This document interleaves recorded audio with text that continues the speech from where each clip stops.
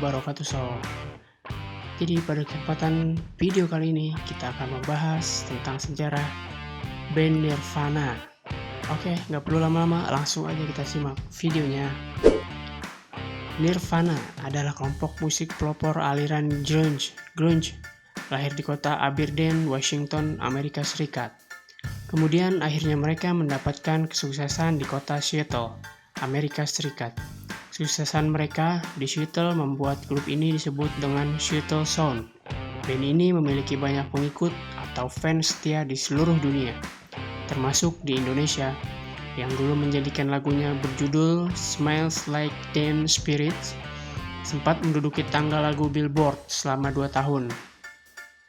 Penampilan perdana Kurt Cobain dan Chris Novoselic terjadi pada bulan Maret 1987 yang sekaligus menasbihkan formasi awal Nirvana yang terdiri atas Kurt Cobain, vokal dan gitar, Chris Novoselic, bass, dan seorang penabuh drum bernama Aaron Burkhart.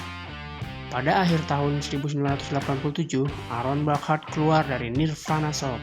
Awal tahun 1988, posisi drummer diisi oleh Chad Channing dan Jason Everman. Bergabung sebagai gitaris kedua, Jason Everman keluar pada pertengahan tahun 1989. Disusul pula keluarnya Chad Channing pada tahun 1990. Setelah beberapa kali mengalami pergantian drummer, akhirnya Dave Grohl masuk ke Nirvana sebagai drummer pada tahun 1990. Waktu itu mereka belum memakai nama Nirvana. Ada banyak nama yang mereka pakai pada awal karir mereka, dan mereka memakainya bergantian di setiap konser. Nama Nirvana baru muncul pada tahun 1988 ketika Kurt menemukan nama itu dari sebuah tayangan televisi tengah malam yang menyiarkan tentang program agama Buddha, yang berarti pencapaian kesempurnaan. Mereka membuat single pertama mereka, Love Buzz, yang dirilis oleh label independen kecil Sub Pop Records. Popularitas Nirvana di Seattle berkembang, dan mereka merilis album debut mereka, yaitu Bleach. Pada bulan November 1988, single pertama Nirvana, Love Buzz, pun diedarkan pada kalangan terbatas. Kurt sendiri yang kemudian menyerahkan salah satu kopinya kepada radio KCMU untuk diputar. Setelah itu, Kurt segera mendengarkan radio, dan setelah berjam-jam gelisah karena lagunya tak segera diputar, hingga Kurt harus menelepon dari sebuah telepon umum dan merequest lagunya sendiri, barulah kemudian lagu tersebut mengudara. Salah satu ironi terbesar seorang bintang rock besar pada awal karirnya sempat merequest sendiri lagunya di sebuah radio.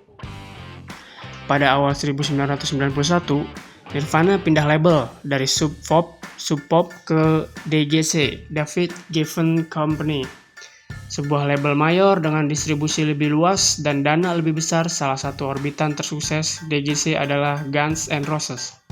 Nirvana juga bergabung dengan Gold Mountain, sebuah perusahaan manajemen artis di mana Sonic Youth, band punk kontemporer yang dikagumi Kurt, bernaung.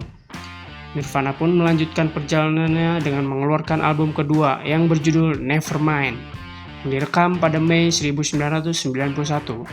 Dan selesai sebulan kemudian, awalnya GDC Records berharap untuk menjual 250.000 salinan Nevermind. Namun, album single pertama Smells Like Teen Spirit dengan cepat mendapatkan momentum, sebagian berkat signifikan sering diputar dari lagu video musik di MTV.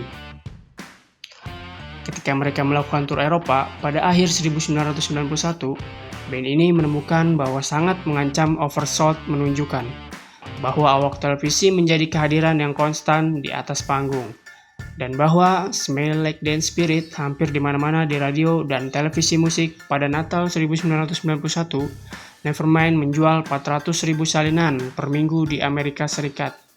Pada tanggal 11 Januari 1992, album ini mencapai nomor 1 di tangga album Billboard, menggusur album Dangerous milik Michael Jackson. Album ini juga menduduki puncak tangga lagu di seluruh dunia. Kurt Cobain masuk sebagai salah satu penulis lagu terbaik dalam generasinya di usia 24 tahun. Inilah album legendaris dan fenomenal yang kemudian melambungkan nama Nirvana ke jagat musik internasional. Lagu-lagu yang terdapat di album ini bercerita tentang Toby File, vokalis band punk cewek Bikini Kill. Perempuan yang sangat disukai Kurt bahkan sepanjang tahun 1990 sampai 1991. Hampir semua lagu yang dibuatnya selalu bercerita tentang Toby. Meski demikian, Toby ternyata tidak bisa sepenuhnya menerima Kurt. Kurt akhirnya dekat dengan seorang wanita bernama Courtney Love, vokalis band post-punk Hole. Dan dalam rentang tahun ini juga heroin terus mengiringi hidup Kurt.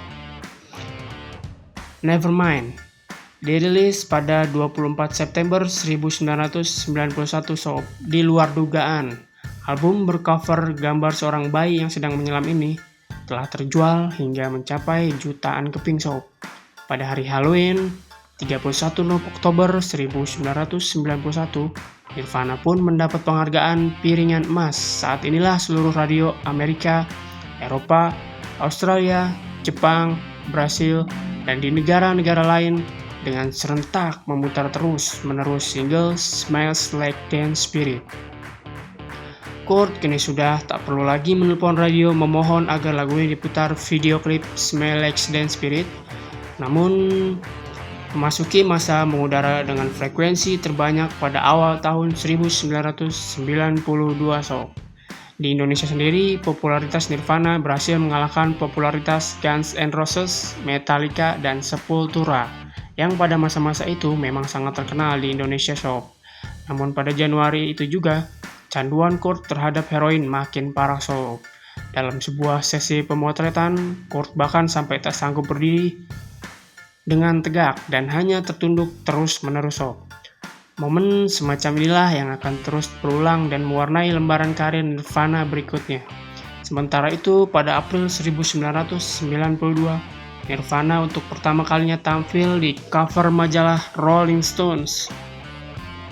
Sementara itu, pada bulan Juli, Nevermind akhirnya terlempar keluar dari tangga lagu Billboard setelah bercokol di sana selama hampir 2 tahun. Ketika keluar dari Billboard, Nevermind telah mencapai angka penjualan sebanyak 8 juta keping di seluruh dunia. Nirvana merilis album In Utero pada bulan September 1993. Lirik-liriknya sangat pribadi tentang perjuangan hidup. Nirvana pun memulai tur ke Eropa dan memulai konser MTV Unplugged di New York dan Eropa pada musim dingin 1993. Pada 3 Maret di Roma, Italia, di hotel berbintang 5 Excelsior, Kurt kembali mengalami overdosis parah. Ini merupakan usaha bunuh diri Kurt yang pertama terlihat dari secari kertas dalam genggaman Kurt dalam surat itu. Kurt menulis seperti Hamlet, "Aku harus memilih antara kehidupan dan kematian, dan aku memilih kematian." Peristiwa ini pun menyebar di kalangan media musik dan penggemar di seluruh dunia. CNN bahkan sempat memberitakan bahwa Kurt sudah tewas. Meski demikian, Kurt masih menuruti saran orang-orang terdekatnya untuk mengambil program rehabilitas. Pada 30 Maret 1999, Kurt terbang ke Los Angeles untuk mengikuti program pemulihan di Exodus Recovery Center, sebuah tempat rehabilitasi bagi para pecandu obat-obatan sob.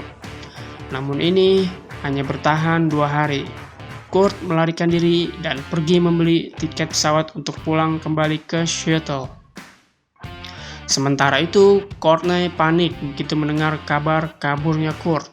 Ia takut sesuatu yang buruk akan terjadi pada Kurt karena beberapa hari sebelum terbang ke Los Angeles untuk masuk rehabilitasi, Kurt dikabarkan sempat membeli sebuah senapan di sebuah toko senjata di Seattle. Kurt tiba di rumahnya Sabtu dini hari 2 April 1994. Dia sempat menemui Michael Kelly dan Jessica Hopper, 2 orang yang bertugas menjaga rumahnya. Sementara Frances bersama Courtney berada di Los Angeles yang tengah melakukan promo untuk album terbaru bandnya, serta melacak keberadaan Kurt. Di manakah Kurt?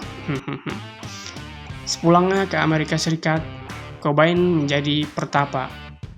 Ia menghabiskan banyak waktu sendirian dengan kecanduan narkobanya. Semakin parah dan parah, keluar masuk klinik guna proses penyembuhannya. Bahkan seringkali dia melarikan diri dari klinik karena tidak kuat dan merasa makin gila dengan kecanduannya. Akhir 5 April 1994, Di rumah tamu di belakang rumahnya Seattle, Cobain melakukan bunuh diri. Ia menempatkan senapan ke mulutnya dan menembakkannya. Membunuh diri secara cepat. Dia meninggalkan catatan bunuh diri yang dialamatkan kepada penggemar, juga istri dan anak-anak perempuan. Walaupun secara resmi pihak kepolisian menyatakan dia mati dengan cara bunuh diri, tetapi ada beberapa kejanggalan nih sob. Dan kemungkinan Love terlibat dalam kematian Cobain, sebab ditemukan bukti bahwa kartu kreditnya sempat digunakan belanja. Sementara Cobain dinyatakan sudah mati ketika transaksi tersebut dilakukan. Oke sob, terima kasih sudah menonton. Kali ini videonya sampai situ dulu. Nanti kita lanjut lagi di pembahasan band-band selanjutnya. Oke, terima kasih sudah menonton sob. Wassalamualaikum warahmatullahi wabarakatuh sob.